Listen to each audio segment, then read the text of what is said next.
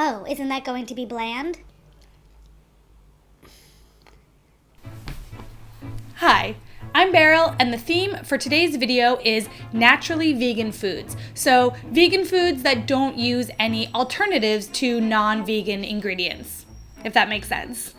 Today's video is sponsored by Vessi, and the artist today is Claudia Melcher, who is also the artist for this month's Patreon Postcard Club.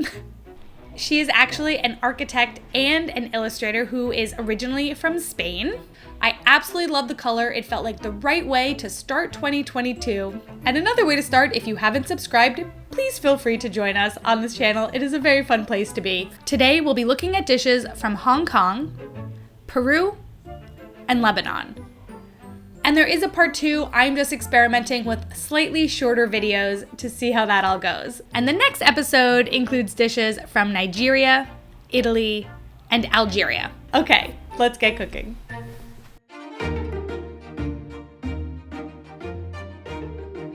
My name is Sylvia. I am born and raised in Hong Kong. I'm going to be talking about pumpkin and fermented black bean stir fry, or in Cantonese, dao xi cao lam gua. I'm not vegan, but this is my favorite dish.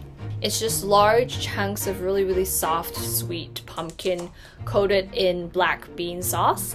It's really savory, it's really funky, and it goes really well with white rice. You know, this dish is basically just 2 ingredients. It comes together so quickly, and if you're open to trying out new flavors like fermented foods, I think you can make a really delicious meal out of just plant-based products. Fermented black bean sauce with garlic is a very common flavor in Cantonese cooking. I don't think in Hong Kong we really think of eating soy-based products as eating a substitute for meat or dairy. We just really like how it tastes, and so it's its own thing.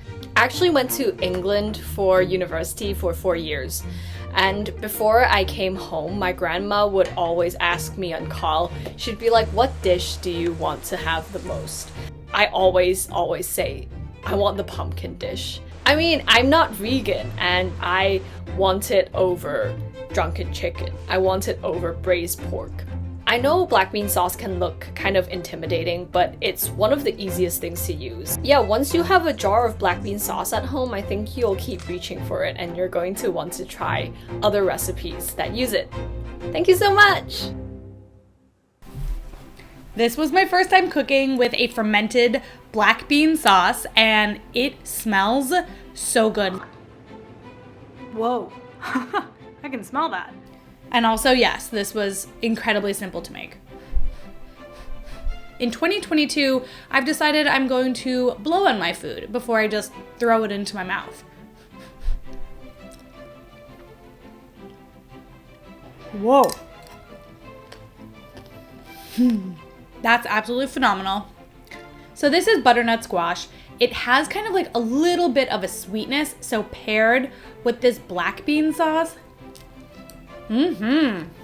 Okay. There are a few sauces that I love. In order, QP mayo. I mean, I think that's a sauce. The second, Maggi hot and sweet. And I'm gonna, top 3 now, I'm adding this fermented black bean and garlic. You could put this on literally anything, and I think you would then have just like a 1 ingredient meal. I mean, I guess the sauce is a second ingredient, but it would be outstanding. I'm just the type of person who likes cooking things that are easy and delicious. I'm crazy, I know. It's just who I am. I can't help it. I think experimenting with sauces is like the toe dip into a culture that we should all be doing a little bit more often, because you can use the sauces on ingredients that you're familiar with to try something new. Like, I know butternut squash. I love butternut squash, but I did not know fermented black bean paste with garlic sauce, and now I'm obsessed.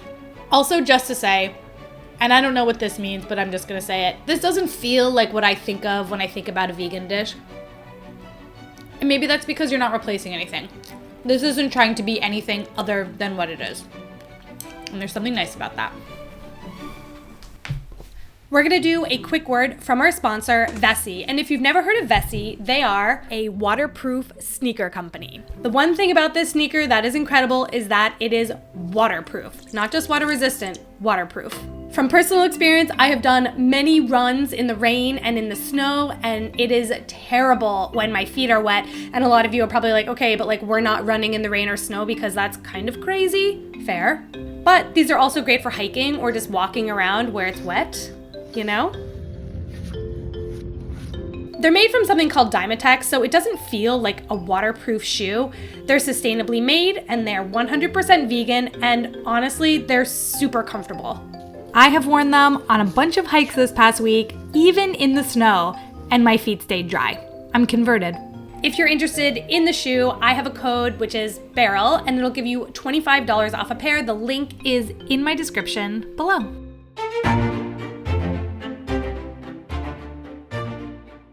Hi, my name is Nicolas, but I usually go by Nico.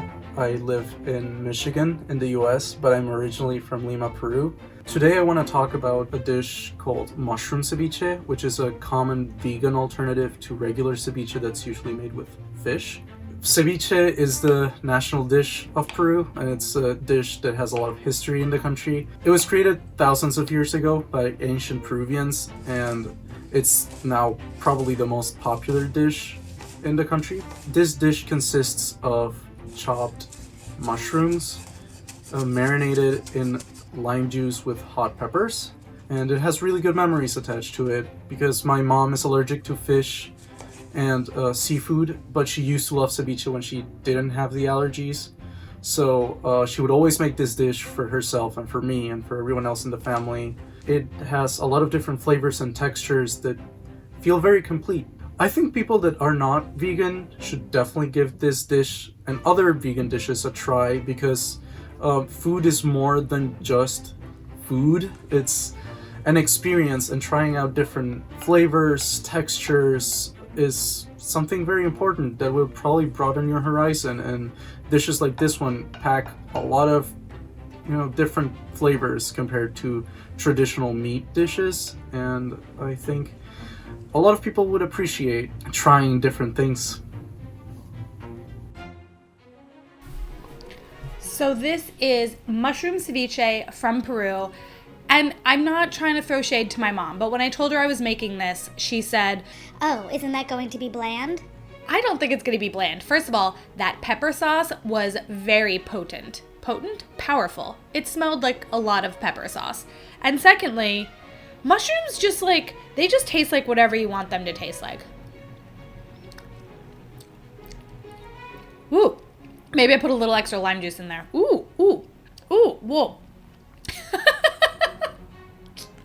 Sorry, a lot just happened. It was sour and spicy, and my mouth is literally watering so much right now. Wait, this is for my mom. So if you're not my mom, just hold on a second. Mom, this is not bland. It is fabulous. This is a lot more approachable for ceviche at home than me going out and getting fish. Okay, I'm gonna try it with a sweet potato. What an interesting combination.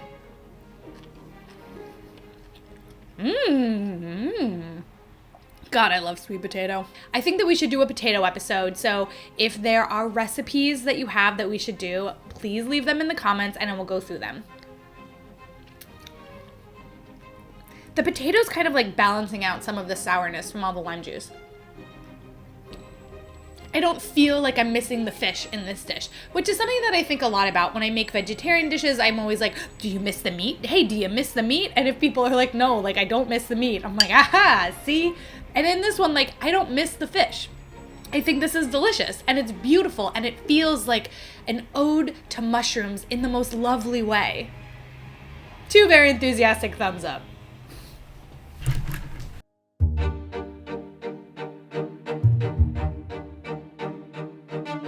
Hey Beryl, how is it going?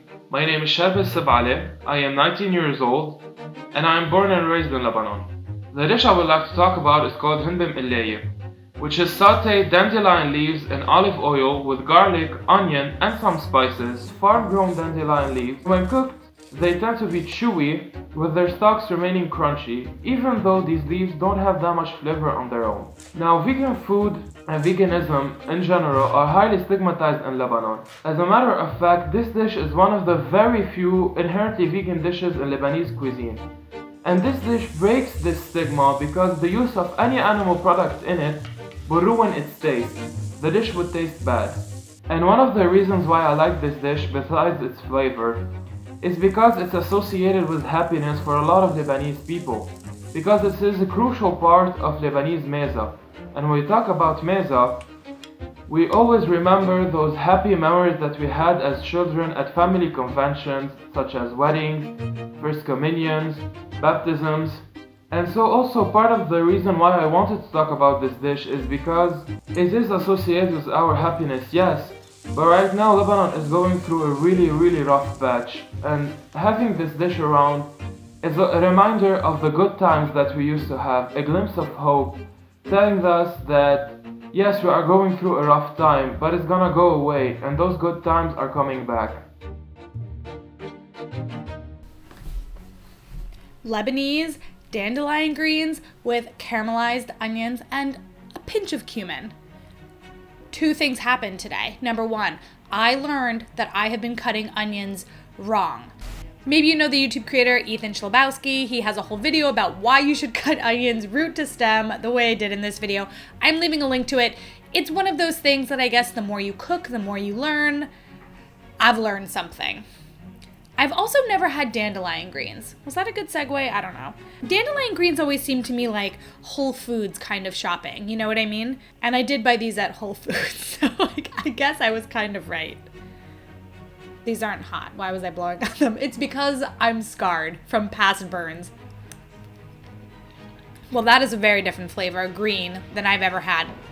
It's kind of bitter still, but then the sweet onions add this like big thing of sweetness. It's kind of reminding me of the Polish dish that we made for the Christmas episode, which was caramelized onions with boiled cabbage. I mean, it's not the same, but just that the onions are helping balance out something that's a bit more sour. Also, the recipe I followed really wanted me to salt the water. And apparently, another thing I'm learning, when you salt the water, it should be like the ocean, like that salty. I didn't realize that. I kind of was always like, oh, just salt the water, la-di-da-di-da. No, it's more like, salt the water. Okay. Sometimes there's something to be said about really tasting vegetables, if that makes any sense. You know, sometimes we put so many sauces on tops of things that you don't have a true taste of what the vegetables are. And so while this is bitter, there's something really beautiful about that. Because I'm like, yeah, I'm eating a dandelion green. And that's some foraging stuff, you know? I like it. If you can't find dandelion greens, like, you know, this is just a blanched vegetable with caramelized onions. And so you could make this with pretty much anything that you wanted to blanch. I imagine you could do it with kale. The nice thing about these three dishes is that they were all incredibly simple to make. The second video of vegan foods that I'm doing are like, it's a little bit more complicated. So I divided it by like, this was beginner and the next one is beginner plus because I'm still just a beginner. I will be looking for your potato recommendations in the description and I will see you all in my next video.